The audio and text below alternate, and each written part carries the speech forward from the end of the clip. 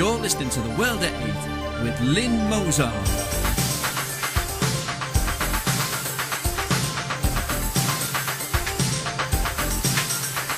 The World at 8, the number one in nationalist news.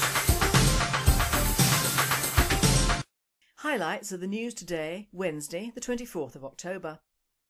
Woman's husband escapes prison for beating her in a brutal Muslim exorcism. Women say they are second-class citizens at Dundee's Central Mosque. Asian gang beat and robbed 20-year-old Aylesbury man. Opt-out on EU justice powers will cost us millions, say Brussels. Denmark brokers immigrant gang peace treaty. The Reverend West and the Muslim grooming. Police save members of Brazilian doomsday cult from mass suicide. West's free speech ban bars blasphemy ban in Istanbul. Thought for the day. Come fly with me.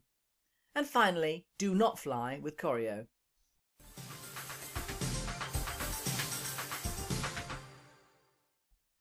UK news. Snaresbrook Crown Court heard wheelchair-bound Ahmed Hussein, 60, instigated the exorcism of his wife by a local Muslim imam and encouraged him to hit his wife harder to beat the demon out. But today he was spared jail after his forgiving wife Asma asked for his freedom and said it would be the end of my life if Ahmed lost his liberty. Holy water was also thrown on Mrs Hussein during the 8-hour ordeal, also witnessed by Hussein's son Mohammed Kays Hussein, 28, and son-in-law Mohammed Aziz, 21. Hussein was given a 12-month prison sentence, suspended for 2 years, and will be supervised for a year. They ignore us, women who worship at Dundee's Central Mosque claim an all-male committee sees them as second-class citizens over urgent safety worries. Mothers say they fear for their children's safety because wall-mounted lights are not always switched on at the women's entrance. However, the mosque's vice-chairman has dismissed the claim of women being second-class citizens as absolute rubbish. One worshipper, Fatima, who asked her second name is not revealed, said, "It's so dark you can't even tell where you are. Sometimes I can't see the children when they come out of religious studies classes." A World Date spokesman commented, "Muslim women treated as second-class citizens? Who would have believed it? Non-Muslim women are treated even worse." A gang of 3 Asian men beat and robbed a 20-year-old man in Aylesbury, Buckinghamshire.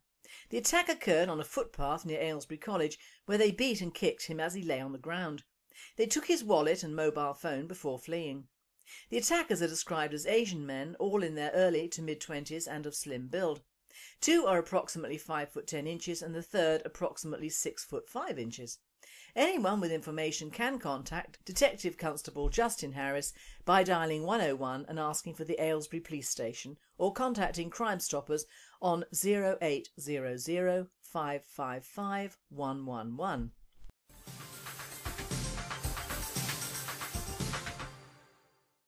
European news. Brussels officials are threatening to hit Britain with millions of pounds in fines in retaliation for pulling out of pan-European justice and crime policies. The European Commission has warned of direct financial consequences if the UK withdraws from controversial measures such as the European arrest warrant. The warning was met with dismay last night by Tory backbenchers who accused Brussels of trying to blackmail the UK. Details of the threat emerged after Theresa May confirmed in the House of Commons that the government is set to take back around 130 powers over British crime and justice which have been handed to Europe, including the controversial European arrest warrant. A groundbreaking peace treaty was sealed in Tuesday on Nørrebro, Denmark. Rival immigrant gangs agreed to end their violence during a ceremony facilitated by the Islamic Association Viomis. Radio 242YV has reported Viomis' spokesperson Alexander Schabel said that the deal between the Nørrebro gangs from Blackguards, Plaids and Jolmerden-Parken, I do apologise to people I do not speak Danish, was a significant step to end the violence that has plagued the district. According to a Politiken newspaper, high-ranking members of both gangs, including the notorious Store A from the Blackguards Plats gang and Jaja from the Jolmer-Parken gang, were present. Politiken reported that despite the strife between their respective gangs, the leaders are on good terms after serving prison sentences together. A world-date writer has commented, "Oh joy, people can be safe in their own country again. Where is the Viking spirit? The Danes are now officially Islam backside lickers and wimps. I hope they will still produce good bacon."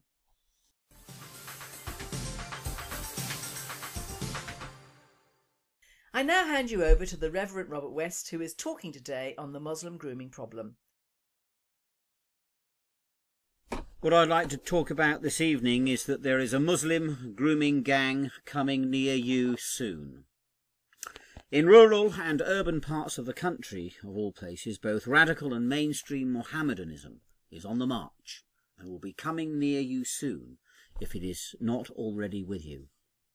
For 30 years now, these two differently paced streams of the same movement have been having a field day in our northern cities and in our culture, where they are feted and fawned over as though they were in reality the religion and culture of peace and light.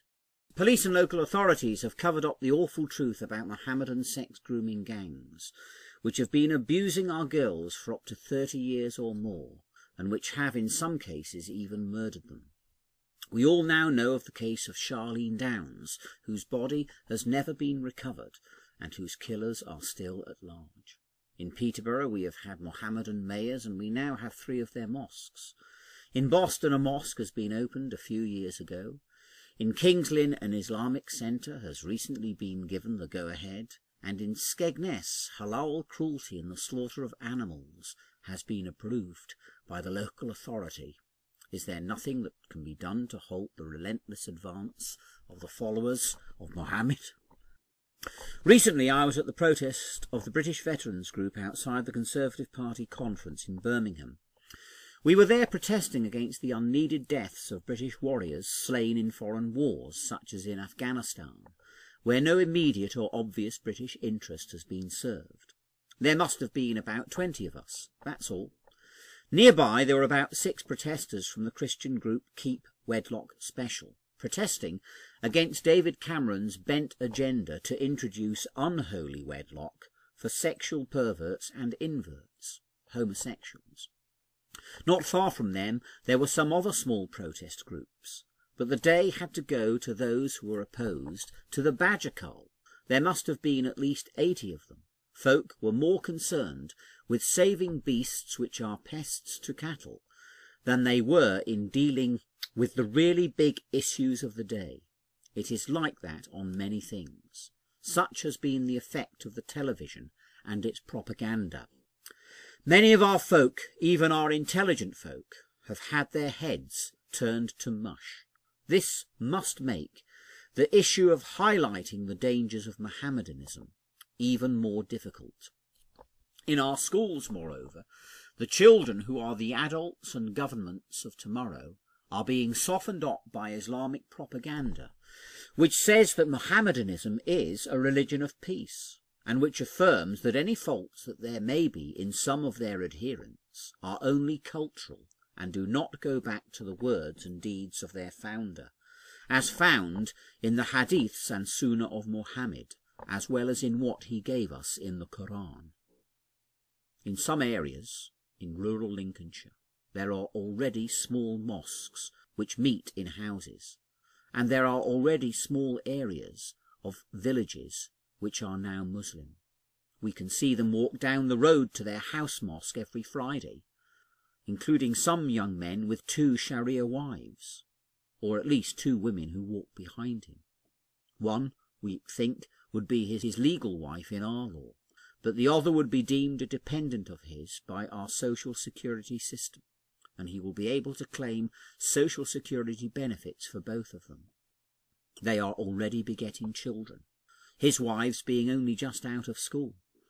The Mohammedans can double their population every 20 to 30 years. It is a terrifying prospect.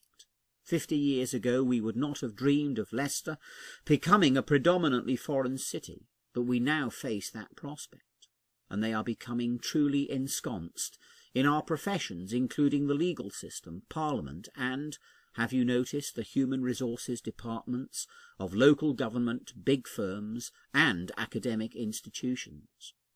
The human resources departments control job selection and recruitment, and references. it is another example of power being concentrated into the hands of the followers of Mohammed, which they will then use to cow and control the rest of the population even before they are numerically predominant. They have already cowed the police in our northern cities into doing little or nothing in these horrific and very open child sex abuse cases. My object this evening is to ask what can be done in rural and urban parts of the countryside. I believe that it is most important and urgent to take up the Mohammedan threat, and to do so as a current issue, not as something that can wait until Mohammedan power is even more firmly built up and their numerical strength even more fully established. And one way to do that, which will speak to people in the current way that they are thinking, is to emphasise the issue of Mohammedan or Muslim cruelty in the way that they kill animals for food.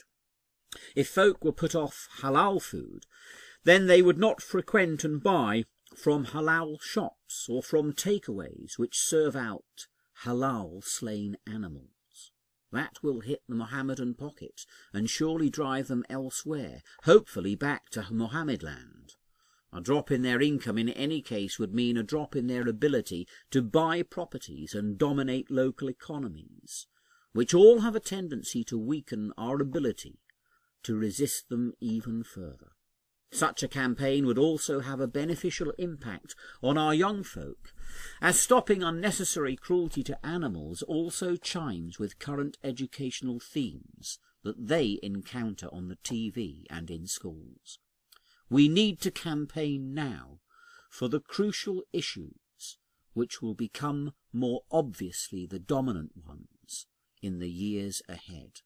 My name is the Reverend West, and I am the moderator of the Christian Council of Britain. Thank you, Reverend West, for adding a new Christian slant to this subject.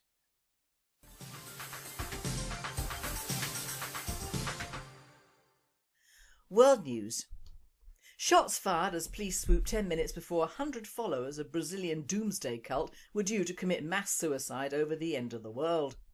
Police swooped on a Brazilian doomsday cult just 10 minutes before more than 100 followers were set to commit mass suicide by drinking poisoned soup on the 12th of October.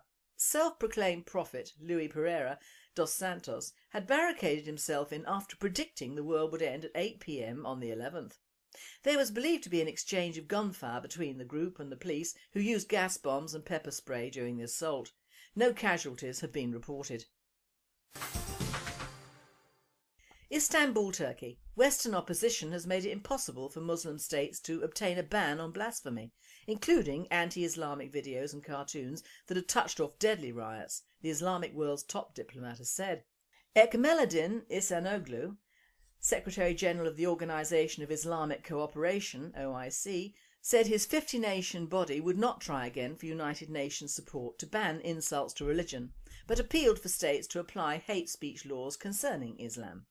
We could not convince them, said the Turkish head of the 57-member organisation, which has tried from 1998 until 2011 to get a United Nations-backed ban on blasphemy. The European countries don't vote with us, the United States doesn't vote with us. Western countries see the publication of such images and materials as a matter of free speech. A World Date spokesman commented, "Finally, the West has got a little backbone. Freedom of expression is central to Western culture and is non-negotiable. Muslims are offended by everything and anything, and so will hopefully soon be ignored."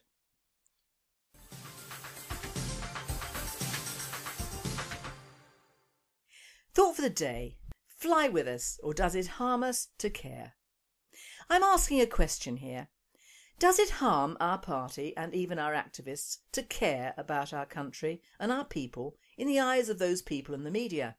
Yes, it seems it does.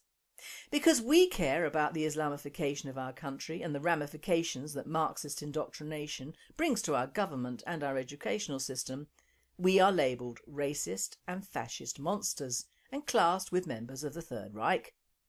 Now, whilst I have no quarrel with self-identification, if people want to call me names, that's okay with me. I know what I believe in, and everyone is entitled to their beliefs, even idiots.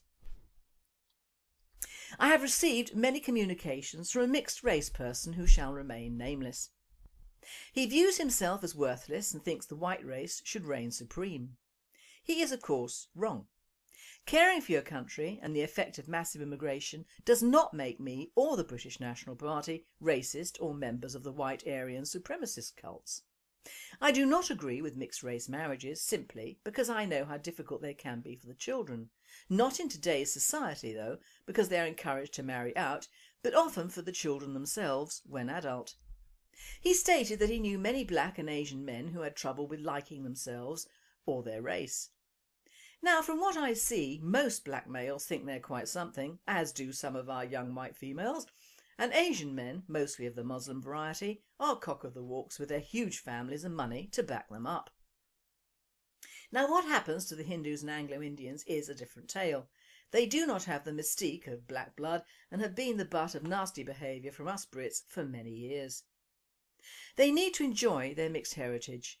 It has the best of both in most cases. Now my message to them is to join the BNP. Why? Because we do care about people of colour. The buzzword of deportation and getting rid does not apply to mixed race people and people who have been living and contributing in this country for many years. We need people like you. We need people who care about this country, and that is the important thing, caring. It can mean many things, and rarely does the media actually state the truth.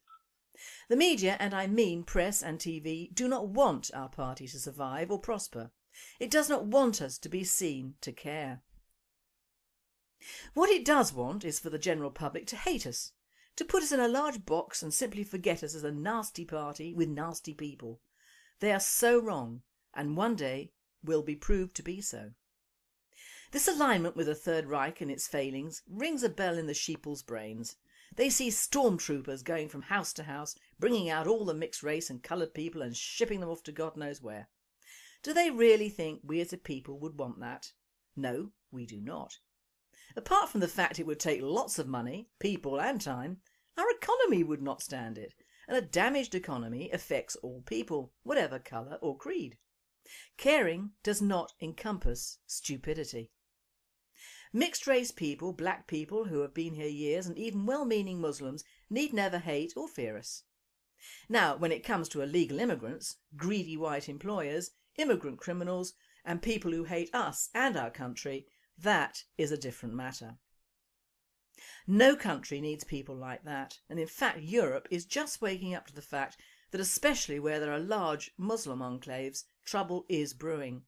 Because the sad fact is that many Muslims do not live alongside other religions with ease, and they do have the capacity to outbreed everyone on the planet. But that is what caring should mean, caring about your country and its people in the present and the future. We have a tax on the increase in our country. We have youngsters being spat on in their own hometowns. We have the ever-growing Muslim grooming problems spiralling out of control, and we have the ignorance and anti-white hatred of the local police and government whilst they placate the Muslim communities. In a town in the southeast region or area 41 of the Grand EU Caliphate, an Asian family had been allocated a 2-bedroomed council house. They are not living in it, but are using it as a storehouse. Meanwhile, there is a poor white family in the same area with 1 child and 1 nearly here who have been on the waiting list for years and who are living in 1 room with a double bed and a cot in it, with a small kitchen and bathroom, and who have not been allocated anything, whilst this Asian storage house is being wasted. Now, because we and our activists care, this matter is being brought to light locally. So we do care, and where we can, we do help or at least give support. It is not racist to want your own people to come before strangers. It is not racist to want to stop bad behaviour from immigrants. It is not racist to want to see more of your own tribe in your own country. It is not racist to want to have your children educated in your own history, culture and religion. It is not racist to want to stop foreign aid from going to people to buy guns and make their own countries unlivable in. It is not racist to care. That is the last message that the media or press want to broadcast. We are not the monsters here. They are still hiding in the cupboard.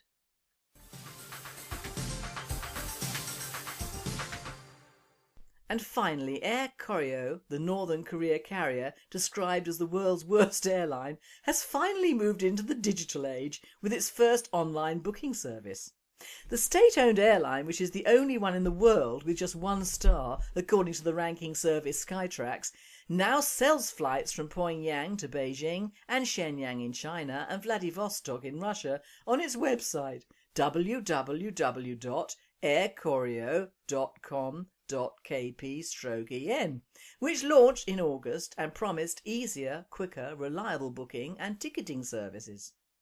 However, according to reports coming in, the website is unlikely to help this airline, as users have already reported slow response speeds, with some searches not offering any availability to flights, while others result in an error message appearing on the screen. A World-A-Date reporter stated, "It seems that come fly with me does not apply here, but at least it's not like Ryanair who charge for using their loos." You have been listening to The World at 8. I am Lynne Mozar and I wish you all a very good night.